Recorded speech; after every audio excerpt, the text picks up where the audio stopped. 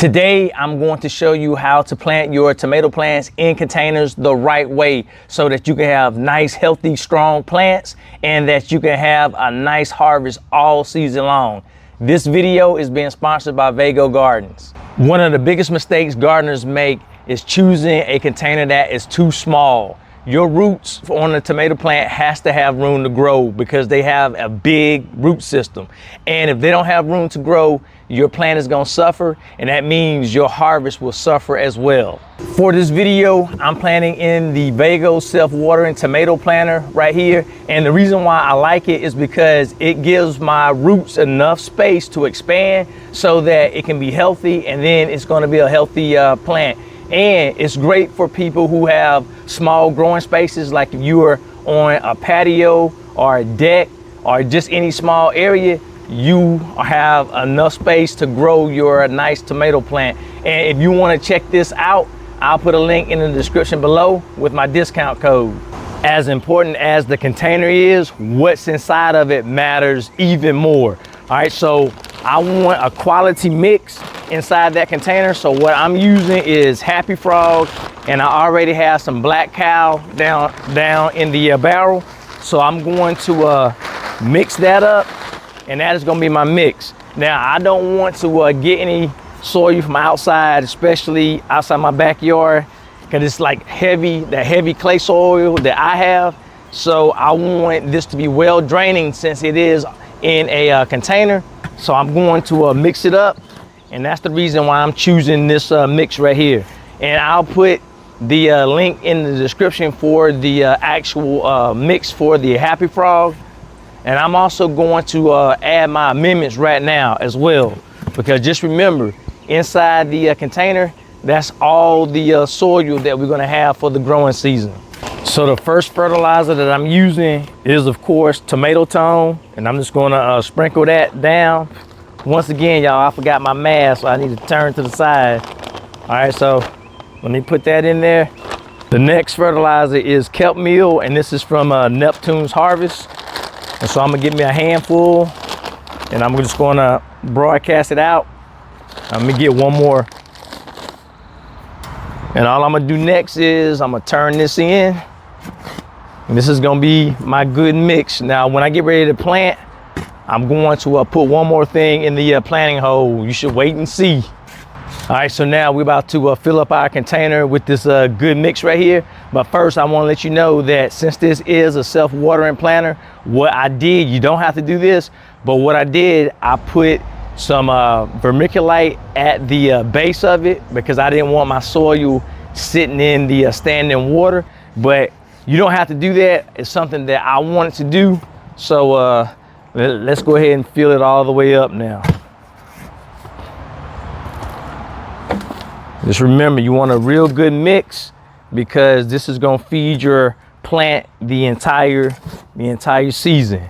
Now, we are going to put some liquid fertilizers in there, but this is the soil that is going to have for that season. So that's why I wanted to make sure I had a good mix.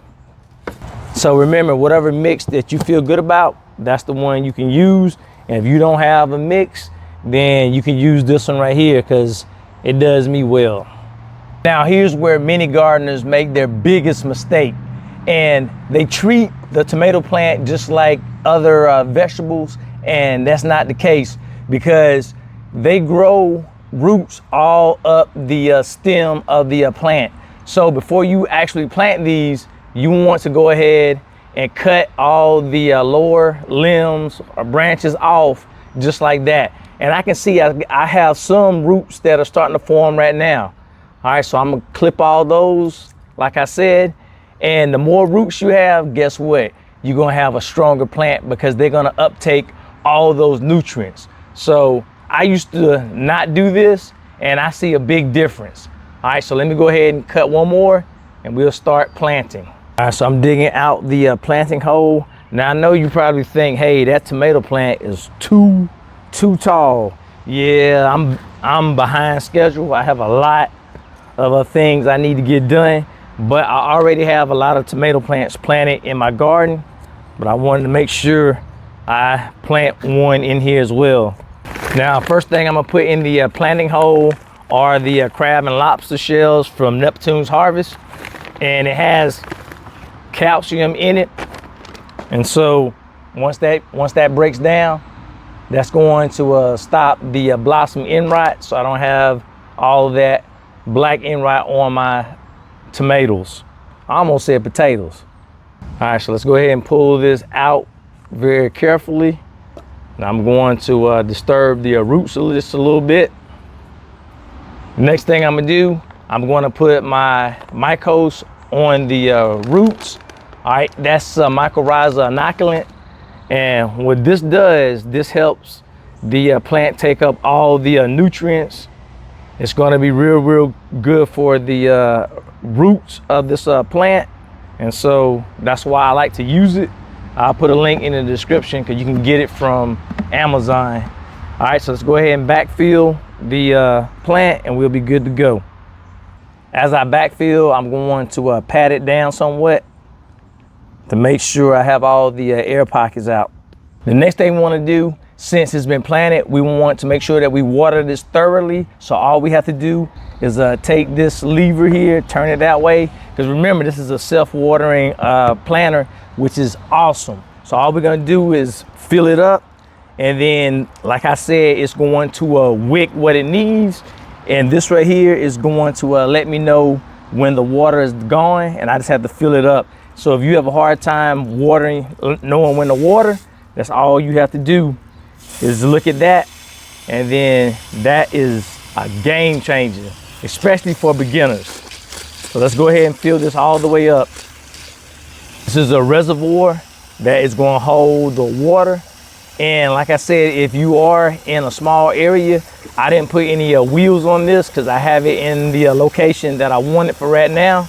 And I can get all the water out, which I'll show you that in a second as well. One thing you want to think about will be a good idea is to add some mulch over top. So I'm going to chop up some of my leaves that I have saved over there. And then that is going to be a layer over top that's going to keep the moisture in, as well as once those leaves break down, it's going to provide even more nutrients for this plant. So it's a win-win either way you look at it. As I was watering, my little indicator came all the way up and it said that it's filled. Now I knocked the knob off, but it still works anyway. But that is cool. So once this goes down, I know I need to fill it back up with water. That is awesome, a straight game changer. Now you may be wondering what happens if it's pouring down, raining outside. How can we get the water out? Let me bring you in close. All right, so we can regulate how much water we want to come out, but if you want to take all the water out, because you have this end cap where some of the water can come out, or I can take this and pull it out. Once I pull it out, the water's flowing. All right, so that's the way how you can regulate it, just like that. The next mistake many gardeners make is they wait too long to get their support system down, and you let the plant grow and the roots get longer, and then you stab down, then you're messing up the root system, and we don't want to do that. All right, so that's why I do mine early, but check this one out. I'll be right back. Look at it now. I have my very own tomato cage that Vego put with this planter. This is simply awesome. All right, so as it grows, it is going to be supported, and I don't have to worry about messing up the root system. But if you don't have a planter like this, then you can put your stake down before the root starts to spread. Just remember that. Now we're going to watch this thing grow. If you want success with container tomatoes, make sure you remember these keys. Use a large container. You want to plant deep. You want to water consistently. Make sure you have at least 8 hours of sunlight. You can mulch your soil. Make sure you feed your plant throughout the growing season. If you do those things, you'll have a great chance at having a great harvest throughout the entire season. That's how I plant my tomatoes in containers for success. This plant is set up with good soil, plenty of room to grow those nice big roots, water, and support. And once again, if you want to check out this planter right here, look down in the description along with my discount code. All right, I'll see you in the next video right over here.